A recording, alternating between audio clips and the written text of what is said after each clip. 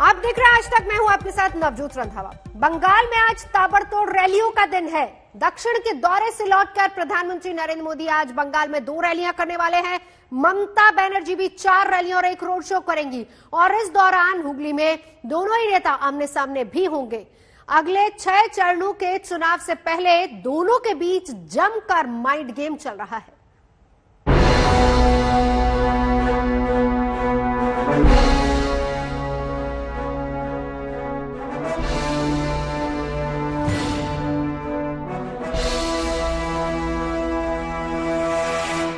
नंदीग्राम में पूरा हुआ वोट। আমাদের মামাটি মানুষের খুব ভালো ভোট হয়েছে এবং নিশ্চিন্তে থাকুন, নিশ্চিন্তে থাকুন। अब जीत के दावों से विरोधी पर चोट। दीदी खुद नंदीग्राम से चुनाव हार रही है। मित्रों, बंगाल के मतदान में बड़ा माइंड गेम। नंदीग्राम में जो होना था 1 अप्रैल को हो चुका। मतदाता अपनी राय ईवीएम में कैद कर चुके हैं। ममता बनर्जी या शुभेंदु अधिकारी, 2 में से किसके सियासी भविष्य पर ग्रहण लगने वाला है, इसका खुलासा तो 2 मई को होगा। लेकिन ये भी तय है कि तब तक बीजेपी और टीएमसी में नंदीग्राम के नाम पर ही संग्राम चलता रहेगा। वजह एकदम साफ है, वो ये कि नंदीग्राम महज एक सीट नहीं बल्कि पूरे बंगाल चुनाव की झांकी इसी एक सीट पर सिमट आई है। मतलब नंदीग्राम में जो कमजोर पड़ता दिखा तो आगे के दौर में भी उसकी नाव डगमगा सकती है। इसीलिए जब ममता बनर्जी ने अपनी जीत का दावा ठोका तो शाह ने भी ये ऐलान करने में देर नहीं लगाई कि शुभेंदु 20,000 वोटों से जीत रहे हैं। Whatever you try, BJP will not win the election. In Nandigram, I am telling you, 90% vote Trinamool Congress will win. The other parts also, the Chandipur, the Nandigram, the Haldia, and other parts also, Bakura, wherever the vote is going on. 18 seat जीतने के बाद और कल के नंदीग्राम का episode देखने के बाद पूरे बंगाल को मालूम पड़ गया है कि दीदी जा रही है। दीदी खुद विधानसभा का चुनाव हार रही है और प्रथम 2 चरण में 50 से ज्यादा सीट जीतकर एक बहुत बड़ा रिकॉर्ड बनाने जा रहा है। बंगाल चुनाव में हार का डर दिखाने का ये माइंड गेम शुरू किया था प्रधानमंत्री नरेंद्र मोदी ने, जब उन्होंने रैली के दौरान ममता बनर्जी के किसी और सीट से पर्चा भरने की अटकलों का जिक्र किया था। प्रधानमंत्री के बाद अमित शाह और फिर आज बीजेपी अध्यक्ष जेपी नड्डा ने भी इस खेल को और आगे बढ़ा दिया। पश्चिम बंगाल के नतीजे इस बार, सरकार तो बनी रही है लेकिन नतीजे चौंकाने वाले आएंगे। और मैं आपको बता दूं कि जनता पार्टी से आगे निकल गई है। ममता जी के राज को लॉक स्टॉक एंड बैरल छुट्टी करने के लिए बंगाल की जनता आतुर बैठी है। और पहले 2 चरण में एक तरफा टीएमसी साफ और बीजेपी आ रही है, ये साफ हो गया है। नंदीग्राम में भी स्पष्ट रूप में भारतीय जनता पार्टी की जीत निश्चित है। जवाबी कार्रवाई में ममता बनर्जी के सिपहसालार वाराणसी तक जा पहुंचे, ये जताने के लिए कि मोदी को खतरा सिर्फ बंगाल में नहीं बल्कि अगले लोकसभा चुनावों में भी है। लेकिन बीजेपी नंदीग्राम से पीछे हटने को तैयार नहीं। केंद्रीय मंत्री गिरिराज सिंह ने नंदीग्राम को लेकर ममता के सामने नई चुनौती उछाल दी है। और ममता जी में अगर हिम्मत है तो शुभेंदु अधिकारी की तरह कहें कि अगर 2 मई को रिजल्ट में मैं हार गई तो राजनीति से इस्तीफा कर दूंगा, अगर है हिम्मत तो। बंगाल में कुल 8 चरणों में मतदान, 2 चरण के मतदान हो चुके हैं, 6 चरण के मतदान अभी बाकी हैं। 7 अप्रैल को बंगाल में नामांकन का आखिरी दिन है। 7 अप्रैल तक 7वें और 8वें दौर के लिए नामांकन। जाहिर है बीजेपी के लिए नंदीग्राम के जरिए ममता पर दबाव बनाए रखने का मौका 7 अप्रैल तक होगा। यानी ये माइंड गेम अभी भी कई चुनावी रैलियों में खेला जा सकता है। वार पलटवार की सियासी सरगर्मी ऐसे ही दौर में आज प्रधानमंत्री नरेंद्र मोदी और ममता बनर्जी फिर से एक बार आमने सामने होंगे। हुगली जिले के तारकेश्वर में सीएम ममता बनर्जी हैं, तो हुगली के ही हरिपाल में प्रधानमंत्री मोदी होंगे। दोनों नेताओं के मंच से आज भी एक दूसरे पर आरोपों की बौछार तय है। जरा बताइए ये अफवाह में कितनी सच्चाई है? यहाँ जो लोगों में कानाफूसी चल रही है कि आप अचानक किसी एक सीट पर आखिर में फॉर्म भरने जा रही हो, क्या ये सच्चाई है क्या? নন্দীগ্রাম থেকে দিনহাটা আমি নন্দীগ্রামের মানুষকে অভিনন্দন জানাচ্ছি। কালকে যে 30টা জায়গায় ভোট হয়েছে, আগেও যে 30টা জায়গায় ভোট হয়েছে, তাদের অনেক অনেক অভিনন্দন। আমাদের মামাটি মানুষের খুব ভালো ভোট হয়েছে এবং নিশ্চিন্তে থাকুন আপনারা সবাই জয়ের পথের দিকে তাকিয়ে থাকুন। खेल का मैदान हो या फिर जंग का, विरोधी पर दिमागी बढ़त बनाना जीत की पहली शर्त होती है। चुनावी मैदान में हुंकार भर रहे दिग्गज जंग के तमाम दाव पेचों से अच्छी तरह वाकिफ है। बात सिर्फ इतनी ही है कि कौन इनका इस्तेमाल ज्यादा से ज्यादा कर पाता है। आज तक ब्यूरो। तो बीजेपी अध्यक्ष जेपी नड्डा ने आज बंगाल में सत्ता परिवर्तन और नतीजे बीजेपी के पक्ष में होने का दावा किया। नड्डा के मुताबिक असम में भी बीजेपी सरकार बन रही है और केरल में पार्टी नई शक्ति बनकर उभरेगी। देखिए, पश्चिम बंगाल के नतीजे इस बार सरकार तो बनी रही है, लेकिन नतीजे चौंकाने वाले आएंगे।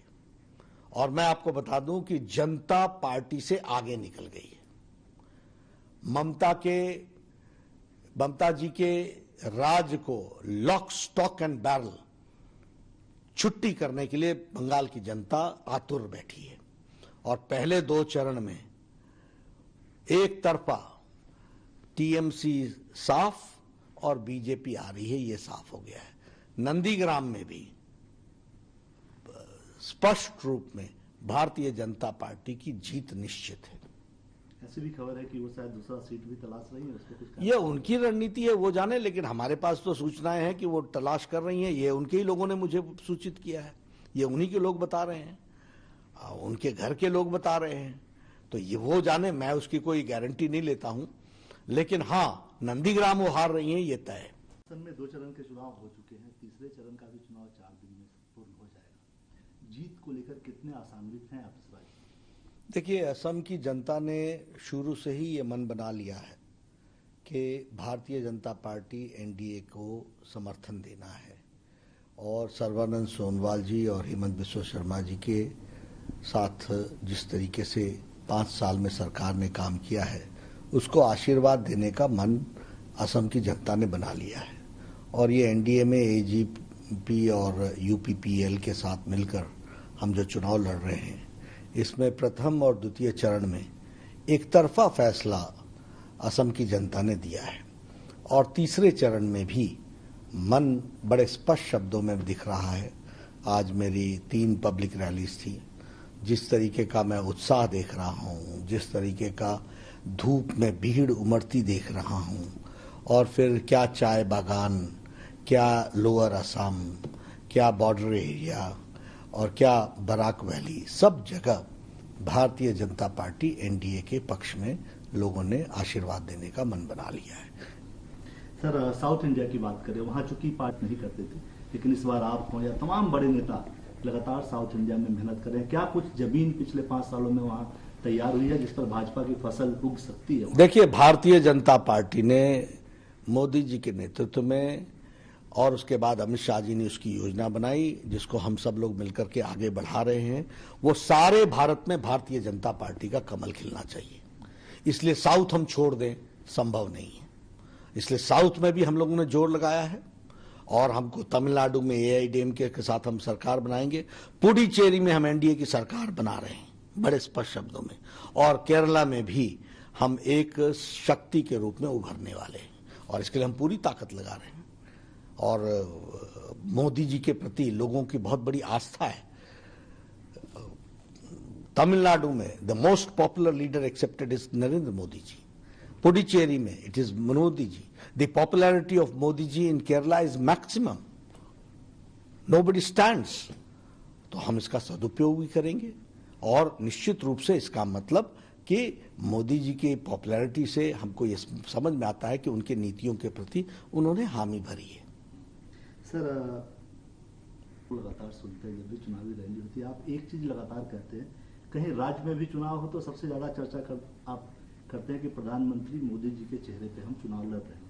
इसके पीछे की कोई वजह है कि लगातार प्रधानमंत्री मोदी जी के नाम का इस्तेमाल ही राज्यों के चुनाव में भी हो? नहीं, देखिए मैं आपको बताऊं कि हमारे यहाँ मोदी जी ने राजनीति में राजनीति की परिभाषा बदल दी। He has change the definition of politics और राजनीति की संस्कृति बदल दी। और हमारी नहीं, सभी अन्य पार्टियों की। जो लोग जात की बात करते थे आज विकास की बात कर रहे हैं। जो लोग भाई भतीजावाद की बात करते थे वो अभी विकास का मुखौटा लेकर के चल रहे हैं।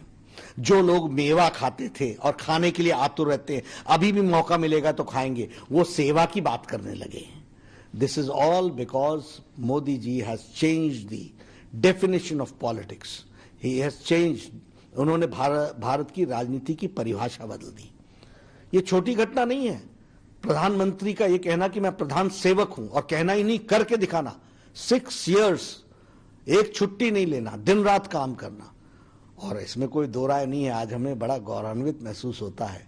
एक 2014 के पहले पिछलग्गू भारत, भ्रष्टाचारी भारत, पॉलिसी पैरालिसिस भारत, आज भारत दुनिया में अपनी आन बान और शान के साथ चमक रहा है। चुनाव आयोग चुनौती देकर कहता है कि ईवीएम को हैक नहीं किया जा सकता, लेकिन क्या जिस ईवीएम की हैकिंग नहीं हो सकती उसी वोटिंग मशीन की अपने हिसाब से किडनैपिंग होने लगी है? यह रिपोर्ट देखिए।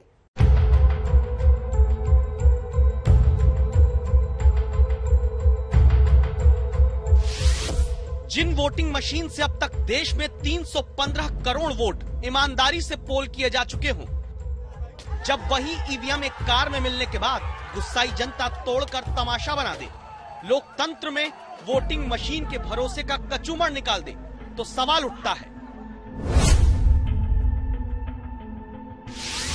चुनाव आयोग का नियम कहता है सुरक्षा बलों की निगरानी में मतदान के बाद वोटिंग मशीन स्ट्रांग रूम तक लाई जाए, लेकिन फिर भी बीजेपी कैंडिडेट से जुड़ी गाड़ी में ही वोटिंग मशीन मिल जाए, जनता वीडियो बनाकर वायरल कर दे, तो सवाल उठता है।